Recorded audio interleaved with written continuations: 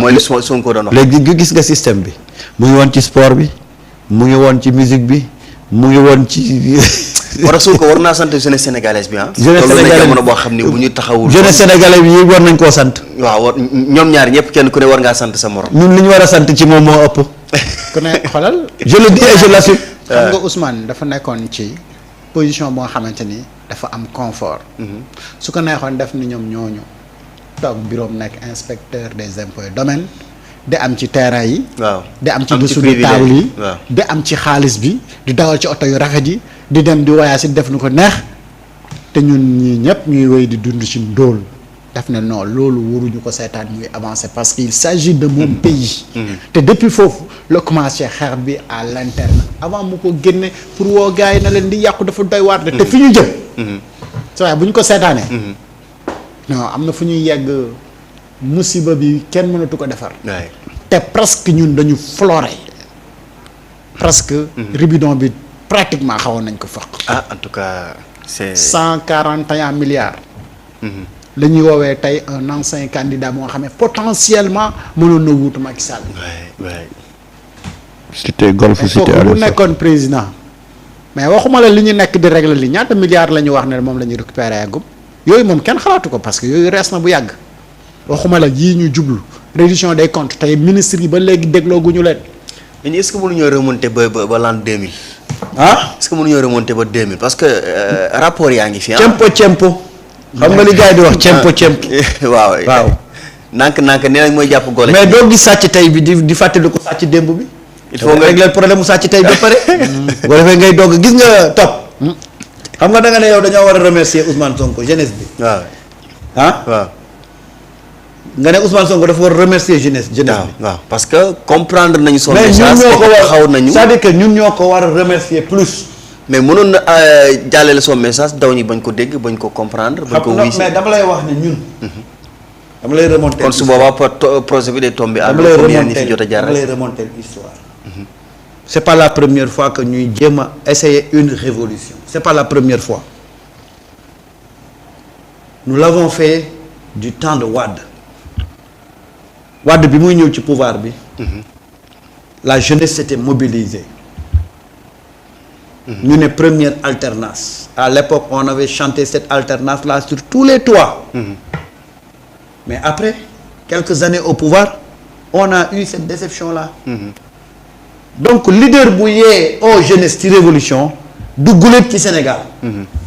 mais guléet la ñu am leader bu aux jeunesse ci révolution yóbbu leen ca la nekkoon ci muy mébétu jeunesse bi. ba pare ni leen du naxee mbaay. voilà.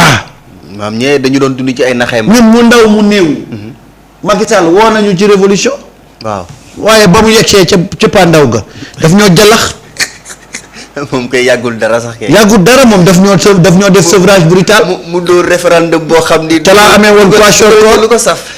ca laa amee woon Kwashiorkor ba léegi ñu naan ma Macky Sall le président qui incarne les valeurs morales. mais pourtant yéen ñun ñoo jàpp ne daf ñoo nax rek dañ koo dégguloon ñoom lan la ñu yeggee au pouvoir. Benno Bokk. yaakaar ba léegi yaakaar moom waxuñ la nga am dara de da ngay dundee yaakaar rek dañoo dundee yaakaar ba keroog ñuy gis Ousmane. oui oui. te pourtant yaakaar la ñu mës a dundee. ñoom mësuñu ñoo nax nag. mais ñoom la ñu amoon derrière leurs idées ñoom si la ñu nekkoon. tout à fait mooy que ni dinañ leen wan mbir yi ñu ne leen wéy teg nañ BRT teg nañ TER def nañ nangam sangam mais fekk si suuf. ñu leen bàyyi ngeen di dundee yaakaar mais ñun ñu ngi dóor xaalisu askan mais bien sûr bien sûr. mais fii dañu ne jubal. jubbanti. ah man de loolu laa gëm. nañu ñëw ñun ñëpp ñu baax. waaw ànd nag jëm fu baax. te kenn ku si nekk ci àdduna bi fu baax rek ñu bëgg a dem. ah man de moo tax. donc le projet est très clair. ah man de moo tax li may wax fi ñëw nag am na ñu bëri dañ lay koy toog di la ko dingatal mais parce que ñoom la leen arrangé nekkul ci projet bi ab ku nga xamante ni bu affaire bi leeree. am na ñu nga xamante ni lëndëm. mu leen gënal. booy taal lamp ñu jóg dem seen yoon. waaw du ñu nekk fu leer. déedéet. ñooñu nag noonu nga leen di jàppee ci projet bi rek mooy que ni ñooñu. lu baax la ñu bëggul. donc kuy woote lu baax. ñu jógee fa dem wuti leneen lu ñu def. dafa mel ni président Diomaye dafa dégg ñooñu nee na. ci sa dernière sortie muy entretien bi mooy presse bi nee na man li ma Sénégalais yi fale mooy fépp fu lëndëm ma teg fa torse nit. mooy dafa mel ni ñooñu nag moo tax président Diomaye arrangé wu leen. waaw moo tax bu mu ne dajji torse bi rek gars yi jéem a. moom daa mel torsam lu yor de torsam. fu lëndëm rek mu nit. En réalité c'est ça le mérite aujourd'hui de nos dirigeants. Ah oui. C'est-à-dire que tey li may wax rek il faut pas que les gens pensent que sous l'ère Ousmane Sonko la ñu commencé jeunesse bi di def révolution à l'époque bi Abdou Diouf di wax cette jeunesse malsaine. Abdou Diouf jeunesse bi ñoo précipité départ am. boobu ñoom Diagne Fada yi ñoo doon incarner cette jeunesse là.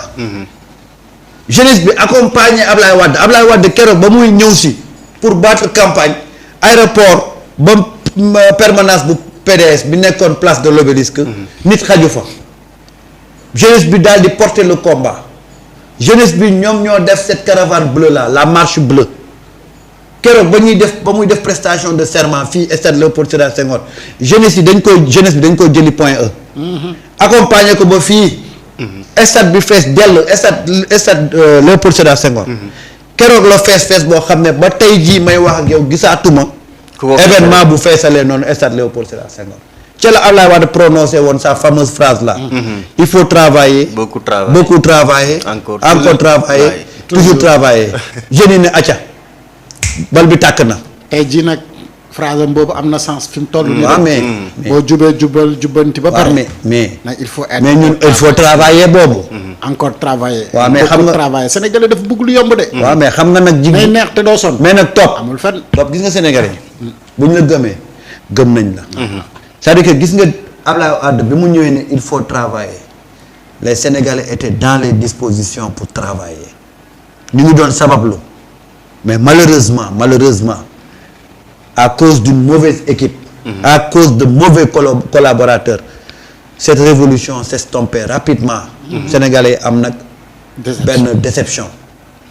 Macky bi muy ñëw le peu yi mu convaincre parce que Macky quand même c'est un président par défaut.